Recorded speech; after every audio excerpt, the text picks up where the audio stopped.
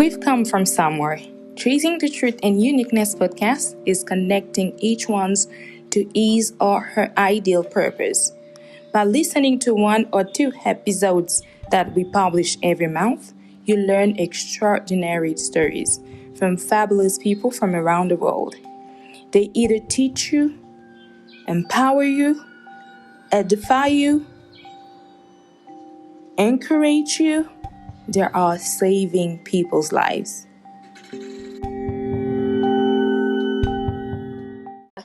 Bienvenue encore dans ce nouvel épisode de notre saison 5 qui parle de la communauté. Alors, vous avez tous une définition sur la communauté, il y a plusieurs types de communautés.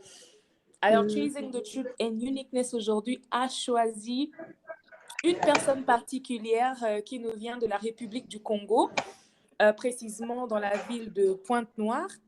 Alors, une femme intéressante avec une intelligence particulière et nous allons parler de la communauté. Alors, c'est à elle de choisir ou encore de se sentir à l'aise de nous parler de la communauté. Ça peut être communauté congolaise là-bas, de Pointe-Noire, de Brazzaville ou encore communauté africaine. Tout dans le but d'essayer de réfléchir et de trouver des mesures palpables et aussi bénéfiques pour faire développer notre continent, pour faire développer notre pays, pour faire développer nos villes, nos provinces et pourquoi pas nous développer aussi nous-mêmes mentalement et aussi sur le plan culturel. Alors, elle s'appelle Glenn Tatissa. Elle est licenciée en gestion pétrolière. Elle aime beaucoup la musique. Actuellement, elle travaille en tant qu'agent call center d'une compagnie aérienne. Alors, je vais dire bonjour Glenn. Bonjour. Comment vas-tu? Je vais bien, merci. Alors, ça fait très longtemps. Alors, Glenn, je rappelle que Glenn est une très bonne amie. Et donc, ça fait très longtemps qu'on ne s'est pas du tout vu. Ça fait combien d'années? Je peux dire 4 ans, hein? 4 ans, non, 5 ans, ça je va pense. vite. Je crois 5 ans, ça va très vite alors. Non, c'est plus de 5 ans, depuis 2016. 2016, oui. Oui, c'est ça. Plus de 5 ans, plus de 5 ans. Ouais, c'est vrai. Alors, Glenn, comment te sens-tu dans ton emploi, où tu travailles? Comment te sens-tu en tant qu'employé? Non, je me sens, le travail me plaît bien. En tant que dans le service de call center, c'est tous les heures. Ce qui est bien, tu fais connaissance avec pas mal de clients, un peu de partout. Les agences, il n'y a pas que les Congolais. Nous travaillons avec les Indiens, les Libanais, les Congolais. Donc, ce qui fait que de tout le monde autour de toi. Donc, c'est vraiment bien. C'est un service que j'aime bien. Je crois que ça correspond bien à ta personnalité.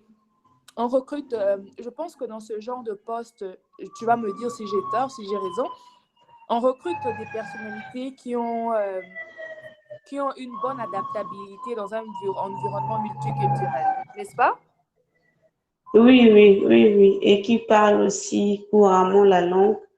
Oui. Et c'est vraiment bien quand tu parles aussi l'anglais parce que en dehors des clients des agences, tu as aussi des particuliers qui peuvent appeler. Donc, tu as les appels de partout, des clients, des agences qui réservent des billets pour d'autres clients. Il y a d'autres clients directement aussi. Tu peux recevoir des clients qui parlent anglais, français. Donc, pas le coup de tout le monde. Et parler un peu, Ça, oui, c'est un point important. d'autres langues Maintenant, aussi. ça, c'est un point important, mais par rapport, en fait, au profil. Donc, c'est-à-dire qu'au call center, oui, c'est vrai, voilà, tu as les compétences qu'il faut, mais maintenant, je parle, par exemple, des qualités aussi humaines, comme, par exemple, dans un environnement où tu travailles, et moi, je dirais que c'est un environnement multiculturel parce que tu vois des personnes de plusieurs nationalités, de plusieurs Oui, origines, en fait, qui viennent de partout dans le monde. Et tu as la oui, facilité de les aborder, de les comprendre. Tu penses que Oui. c'est une qualité humaine ou c'est une qualité d'adaptabilité de différentes nationalités, ou bien c'est autre chose? Parce que est-ce que tu penses que tout le monde peut facilement s'adapter avec des personnes de plusieurs origines? Bon, c'est par rapport à la capacité de la personne, parce que je peux donner l'exemple, c'est pas n'importe qui. D'abord, il faut être courageuse, tu vois un peu. Il faut être courageuse, il faut être quelqu'un qui est vraiment adapté. C'est pas tout le monde, en fait, c'est pas tout le monde, c'est pas donné à tout le monde. Juste que tu dois être esprit, voilà, ouvert d'esprit, quelqu'un qui est ouvert d'esprit, qui s'adapte facilement au milieu et facilement au travail. Parce que tel que call center, il y a beaucoup de la pression, il y a des appels de par-ci, par-là. Donc, du coup, tu dois être quelqu'un qui est vraiment, qui est prêt à, qui écoute, au fait, qui écoute, qui est là, qui est sensible. Je ne sais pas si je peux expliquer comme ça, oui. Oui, je comprends. Tu dois être quelqu'un qui s'adapte facilement à l'environnement. Que tu Oui, peux oui. bien. Mm. C'est pas facile à travailler au call center. Tu verras Et que là où d'autres. tu travailles, et est-ce que en fait, dans ton équipe, tu as tu es entouré des personnes qui sont d'autres pays, qui ont d'autres origines? Oui, oui. Non, non, quel est Congolais. Bon, des Africains. Même, Il y a d'autres, oui, mais qui ne sont pas des Congolais. Il y a d'autres aussi qui viennent d'autres pays. ah, ok. Ok, quel pays, par exemple? Je travaille avec un collègue qui est camerounais. Ok. Mhm. Mis à part camerounais, est-ce que peut-être Non, dans le la reste, direction, les responsables, il n'y a que des Congolais? les responsables sont des étrangers. Ah, voilà, ce sont des étrangers de quelle nationalité? Libanais. Ah, ok, ben voilà. Donc, tu vois un peu dans ce sens où on parle maintenant. Donc, notre euh, saison de ce podcast, c'est sur la communauté. Donc, on parle d'une communauté. Pour toi, qu'est-ce que tu penses en fait d'une communauté? Qu'est-ce que ça te dit?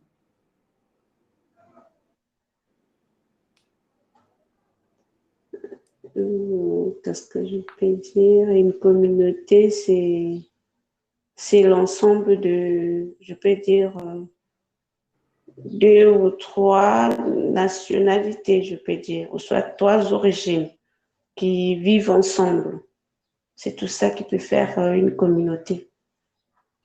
Trois Ok, origines ou nationalités différentes, mais qui s'adaptent, qui sont ensemble, qui vivent ensemble. ok, ok, bien sûr. Très Mhm. bien. La communauté, c'est justement ça, dans le cadre justement de... En fait, c'est un ensemble en fait, des personnes, hein, ils vivent ensemble dans un même Mhm. environnement, alors, et qui partagent soit un même intérêt ou un même but, Oui. mais en même temps, qu'est-ce que tu trouves dans le point commun d'une communauté? Quel est le point commun? Qu'est-ce qui Mhm. forme en fait en réalité une communauté? Tu penses que c'est la nationalité?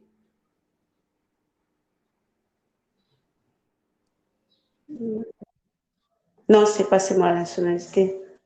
Hein, quel est le point focal? Qu'est-ce qui Vous en pouvez fait être dans forme une le même point? communauté, mais vous n'êtes pas Mhm. bien.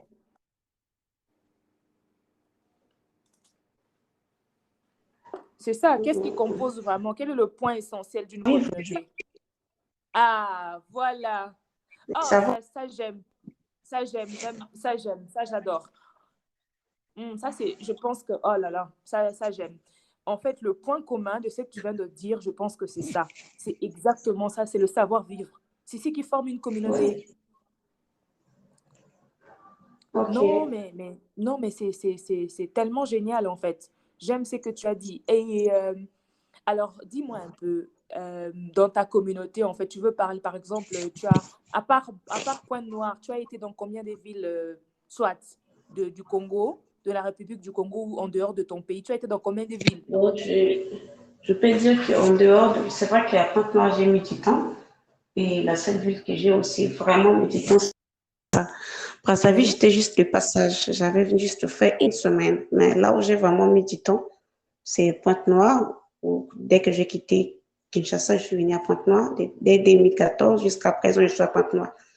Brazza, c'est juste de passage. Mais Kinshasa aussi, j'ai vraiment mis du temps à Kinshasa. Mais est-ce que tu es de la République démocratique du Congo? Tu es de la RDC? Non, non, non, non, je suis congolais. J'étais juste partie pour les études. Ah, voilà. Donc, tu t'es adapté, en fait, tu t'es adapté à l'environnement de Kinshasa, mis à part les études.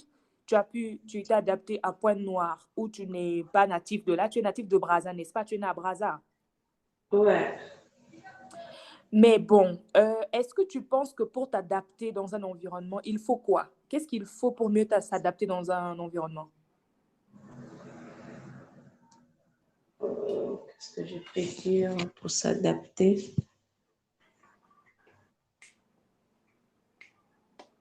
Déjà, de un, je peux dire si tu parles la langue, Mhm, quand tu parles la mhm. langue, quand tu parles la langue où on parle dans le pays, facilement, tu t'adaptes.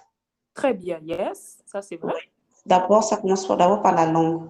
Quand tu parles la même langue que l'endroit où tu es, facilement, tu peux dialoguer avec les autres. Ça te rend, en fait, ça te facilite déjà la langue. Premièrement, c'est L'intégration, d'abord la oui. langue. Mhm. Oui. Et quand tu es aussi social avec les autres, tu Oui. n'es pas dans ton coin, tu es Mhm. ouvert d'esprit, tu es ouvert à tout le monde. Facilement aussi, tu t'intègres. Ah, waouh, c'est tellement ça, je te dis, c'est terrible parce que quand tu parles de la langue et puis sociabilité, tu as dit sociabilité, la langue c'est la première, c'est vraiment un élément important hein, pour bien t'intégrer.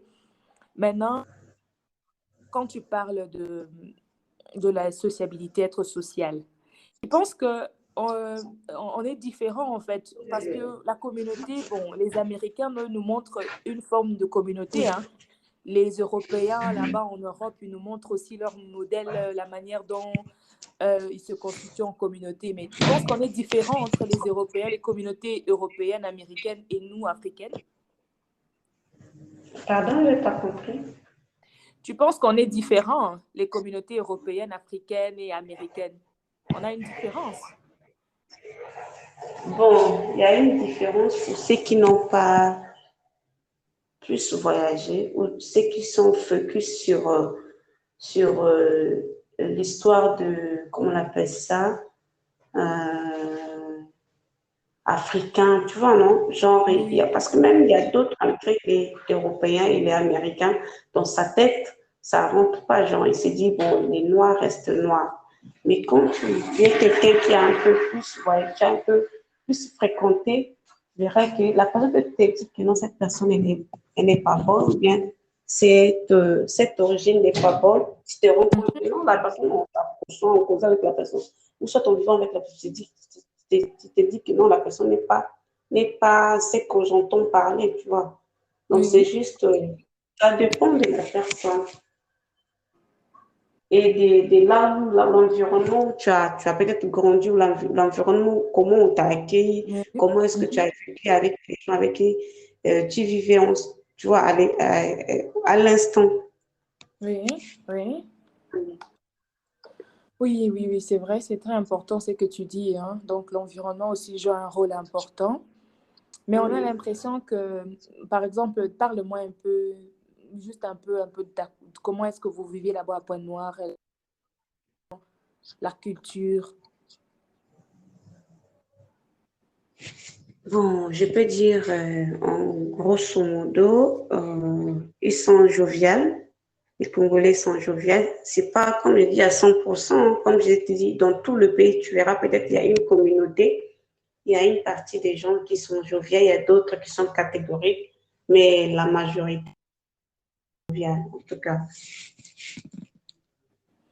Et mais quel est l'élément, par exemple, si c'est un étranger, on imagine, par exemple, tu étais, disons que tu étais une blanche française ou encore, disons, britannique, tu viens t'installer à Pointe-Noire, mais tu as le regard justement de ce profil-là, de cette personne-là que tu es une blanche britannique.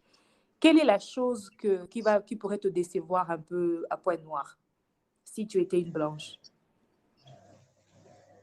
Ça me déçoit. Je ne sais pas, peut-être comment je peux expliquer ça. Ça serait un peu difficile de dire parce que même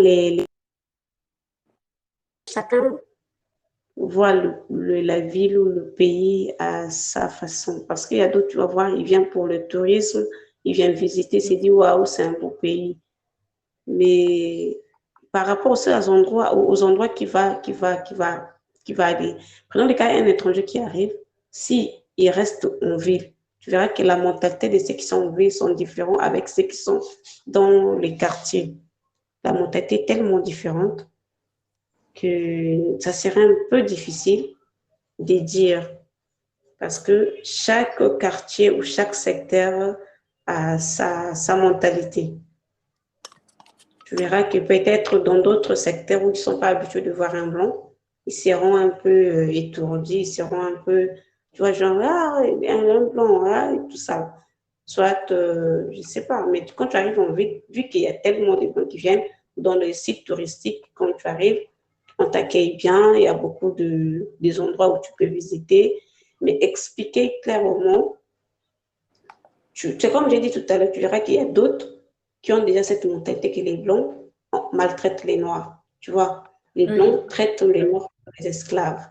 Donc, du coup, il y a d'autres qui, voyant un Blanc, se disent, bon, celui-là, il vient pour piller notre pays, soit il vient juste pour nous maltraiter. Donc, ça reste dans la tête des autres. Mais d'autres qui ont déjà voyagé, qui ont déjà vécu avec les Blancs, ils n'ont pas cette mentalité. Donc, ça dépend de la personne. Comment est-ce que la personne conçoit, comment est-ce que la personne reçoit un blanc? Est-ce que, en voyant un blanc devant lui, est-ce que c'est dit que celui-là, il vient pour, il nous considère comme des esclaves? Parce que jusqu'à aujourd'hui, il y a toujours cette partie-là où les Noirs sont considérés comme les esclaves, jusqu'à aujourd'hui, même ici au Congo. Donc, ça c'est un peu difficile. Ça dépend de la personne, en fait. C'est vrai qu'il y a une partie où le noir est toujours considéré comme un esclave. Donc, du coup, un noir devant un blanc se dit que je suis considéré comme un esclave, même au niveau du boulot. Tu vois? Donc, par contre, d'autres blancs ont déjà banni ça. Ils se disent, bon, on est pareil, malgré la différence de la peau, il n'y a pas une grande différence. Waouh, c'est tellement, c'est vrai, c'est tout ce que tu dis, parce que nous le vivons et les éléments que tu as évoqués sont pertinents, mais c'est vrai. Mais parce que maintenant, on se demande un peu, quand tu parlais, j'étais en train de penser un peu aux Sud-Africains. Je me dis, bon, eux, ils vivent avec des Blancs. Est-ce que vivre avec des Blancs ont changé un peu, au fait, a changé leur façon de voir les choses, leur mentalité, leur culture? Mais non, je ne pense pas, parce que on voit certaines choses qui montrent toujours que Oui, il y peut-être a toujours. il y a une Ça n'a différence, pas. mais en fait, moi, je pense que j'ai compris qu'en fait, il y a toujours une partie qui révèle que la communauté n'est pas liée à la culture ou à la mentalité, pas seulement, mais elle est aussi liée un peu à la race. Hein. Oui. OK, à la race ou encore la manière, bon, tu peux être noir, mais en fait, oui, à la mentalité ou à la culture, à l'éducation. Parce que quand je parle de la race, c'est-à-dire quelqu'un, il y a une communauté, on dit communauté des Noirs. N'est-ce pas qu'on les Français ou les Européens ont donné un peu ce cachet-là, en fait. Communauté des Noirs, communauté des Blancs, communauté des Métis. D'abord, pour bien vivre en communauté, il faut un peu, comment je peux dire, en fait, vider, en fait, enlever les idées genre, il y a la différence entre noir, blanc, rouge, tu vois, les races là. Oui, Quand on enlève ça du cerveau, genre même si tu as eu à entendre des histoires qui se passent ailleurs, mais on essaie un peu de donner un peu la chance, genre si tu es devant un Français. C'est vrai tu as dû peut-être entendre peut-être des histoires concernant un Français, mais quand tu es devant un Français, essaye un peu de communiquer, au fait, de voir un peu ce que la personne dégage, d'entendre un peu ce que la personne a avant d'avoir des idées que tu aurais peut-être entendu il y a des années ou bien chez quelqu'un. En Donc, fait, essaye brièvement, ce que tu veux dire, c'est que tu veux dire que tu n'es pas d'accord avec des communautés sur les races, en fait, parce qu'il y a des communautés de races. Voilà. Tu Voilà, n'es pas d'accord avec des communautés de races. Merci beaucoup. Merci, Glenn. Malgré tes occupations, tu as accepté quand même de partager le micro avec notre podcast. Merci beaucoup et on espère bien t'avoir très prochainement. Merci pour tout ce que tu as partagé et je pense que ça va aussi aider des personnes à comprendre, à réfléchir autrement et surtout à comprendre que la communauté de race ne fait pas évoluer l'ensemble des autres communautés ou des visions qu'on peut partager pour un intérêt commun, mais cela plutôt nous divise. Merci et à bientôt. Merci beaucoup, c'est gentil. Ça fait le même chez nous aussi, ça.